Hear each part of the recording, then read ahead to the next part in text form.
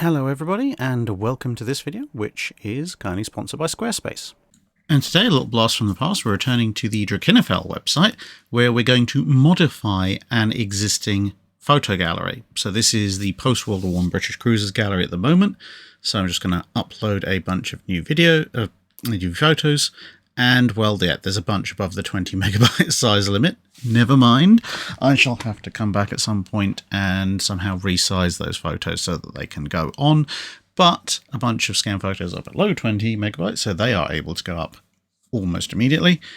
And then we can reconfigure it. So this is an older gallery. I'm not particularly happy with the way it's laid out. So I'm going to change the layout, make it 2-column instead of 4-column, and make it fit the entire page. I think that looks a lot nicer. And I've also changed the aspect ratio. So you'll notice most of the pictures actually show the full picture, even in just the default view. And, well, there's a bunch of new photos, mostly of town class cruisers being incorporated into this particular gallery. So save and exit, and you can just double check that in fact all the images are there, even if the profile is a little bit different, and that gallery is now ready to go pending resizes. So if after all these little mini tutorials I've been doing you think you could build a website for maybe ideally naval history purposes, but you never know, you might want to do it for some other reason, then head over to squarespace.com/Drachinifel. You can get a free trial, and once you're ready, that little link will give you 10% off your first website or domain. So thanks once again to Squarespace for sponsoring the video, and on with the main show. So, welcome back to another edition of Book Recommendations with Drac. We're in yet another corner of the library, and this time we're looking at some Age of Sail books that are worth getting if you want to look into naval history from the perspective of the Age of Sail and before that. So we're talking about 1840 and backwards. Now, some of you have asked where certain books are in some of the other videos, and I've said, well, you know, they're not in those Navy specific sections because the way I organise things, and this is my personal way of organising things, you don't necessarily have to do it that way yourself, but the way I do it, some of those books have ended up over here in my specific Age of Sail section. And once again, there are some entries which you'll see at the end of the video which I have to present only digitally in the video, because I own those as digital copies rather than the physical ones that are here, because my library is half digital, half physical. Anyway, a couple of books that are very easy to recommend. One right towards the end of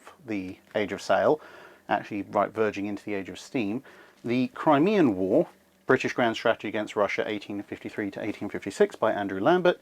This is the second edition. He published this actually fairly early in his career, and there's the new one which he, as it says, has been revised. That's a very good way of looking at naval combat with the very, very last generation of sailing warships and how they interacted with the first generation of steam-powered warships.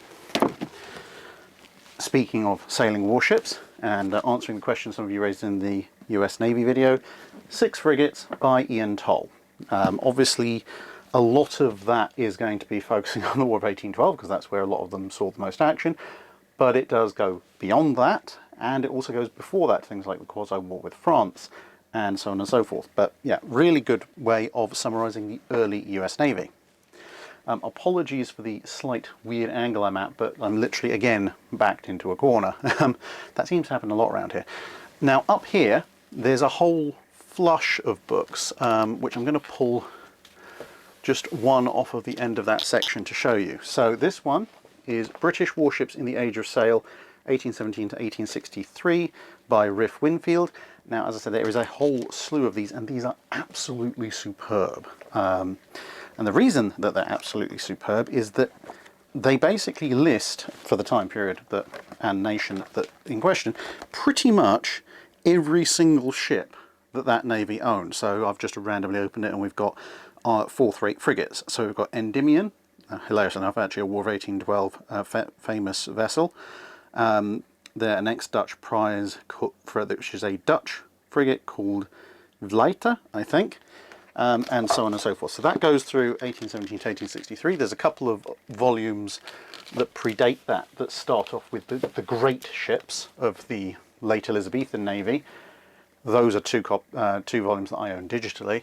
But you've also got Dutch warships. In this case, I've got the age of sail 1600 to 1714. French warships, 1626 to 1786, and then 1786 to 1861. There is a section on Spanish warships that's just coming out, and there are other nations' warships also covered, and other volumes covering those nations' warships, although that's the entirety of the French line that the series covers. So if you can get your hands on all of them, you've got a priceless set of resources at hand. But even if you can only get the hands on the ones you're interested in for the period you're interested in, it's absolutely great. Now, there's so many others that I could recommend here. Something that dominates, or not dominates, but is a major factor in the Age of Sail all the way through.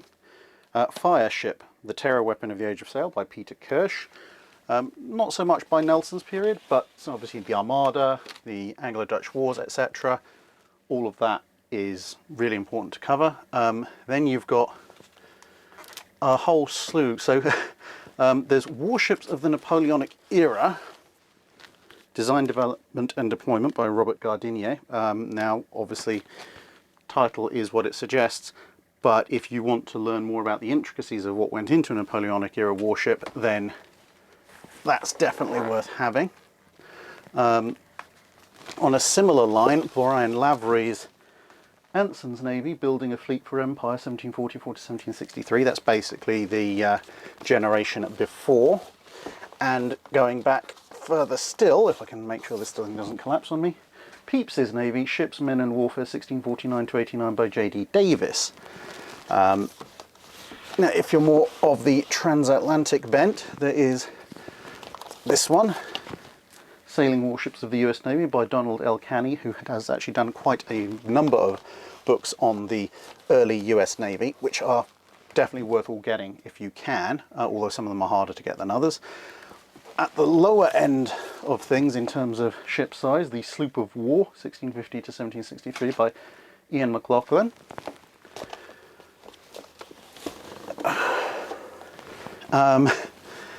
Now, there's a bunch of other Conway stuff here. The Caxton Pictorial Histories, good starters. Nelson's Navy by Brian Lavery. The Ships of Trafalgar by Peter Goodwin. In fact, Peter Goodwin does a bunch of really good ones.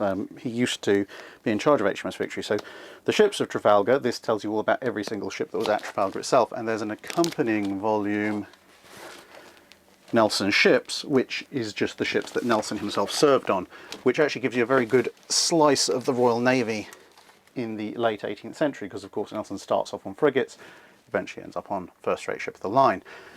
There's a bunch on Mary Rose here. There's Sealed by Time by Peter Marsden, Before the Mast by Julie Gardinier. There's 2 volumes of that. And Mary Rose, Your Noblest Ship, again edited by Peter Marsden. All very good for looking at the Mary Rose.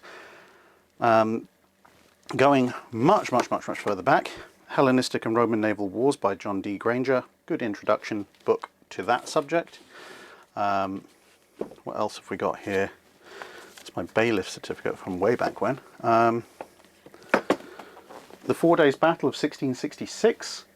As it says, The Greatest Sea Fight of the Age of Sail by Frank L. Fox. If you want to know about the Anglo-Dutch Wars, well, obviously that only covers one battle in one of them, but it's a good snapshot of what was going on. Now, there's a bunch on the Spanish Armada, which I've got elsewhere, and a bunch on Trafalgar, which I've got elsewhere, because I'm currently working on videos for those, so you'll have to bear with me for that one. Oh, another fairly defining battle in that time period, Lepanto, 1571. This one's by Nick Fields, published by Pen and Sword Maritime.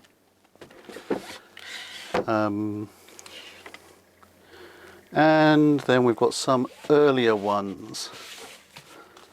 Rome Rules the Waves by James J. Bloom, Naval Staff Appreciation of Ancient Rome's Maritime Strategy. Always useful to learn about. And Gunpowder and Galleys, Changing Technology and Mediterranean Warfare at Sea in the 16th Century by John Francis Guillemartin, which is kind of obviously, it covers Lepanto. The book on Lepanto looks at the battle specifically. Gunpowder and Galleys covers the whole area as a greater whole. Now, some of you from the Far East will notice I don't have a lot on Chinese, Korean, Japanese naval history of this time period. That is a weakness of my area of coverage. If anyone has any good recommendations for that period for those navies, I'd be very glad to hear about them. But most of my Japanese, Chinese, etc. naval history stuff is 19th century onwards, which obviously wouldn't fall into this category. Then, we've also got one of the many books on the Battle of Actium, the Athenian Trireme, History and Reconstruction of Ancient Greek Warships. So this is based around the reconstruction of Olympias, which is still down in Greece. So that's always worth getting your hold of if you can. And then we're into the more general section, which is a topic for another day. And now it's on to the digital bit. If you can get your hands on it, the Byzantine Navy, The Age of the Dromon, all spelled in Greek there, is definitely worth a really good read.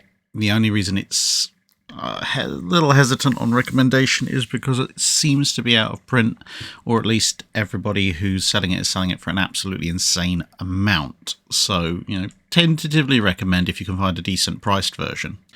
Another good one that can be had for about £25 is The Challenge by Andrew Lambert, which is all about the Naval War of 1812. A really good companion to read opposite Six Frigates by Ian Toll. Basically, you're getting both sides of the equation at that point. And another really good one, there's actually a 4-volume set, The 74-Gun Ship. I actually do have a copy, but again, it's extortionately expensive at the moment, again, because I think it's out of print. So absolutely highly recommend, but only if you can find a set at a decent price, which seems to be a little bit difficult at the moment. And if you're wondering about specific intros to famous admirals or specific very famous battles like Trafalgar or the Armada, that will all come separately at some point in the future. But until that point, thank you very much for watching, and see you again in another video.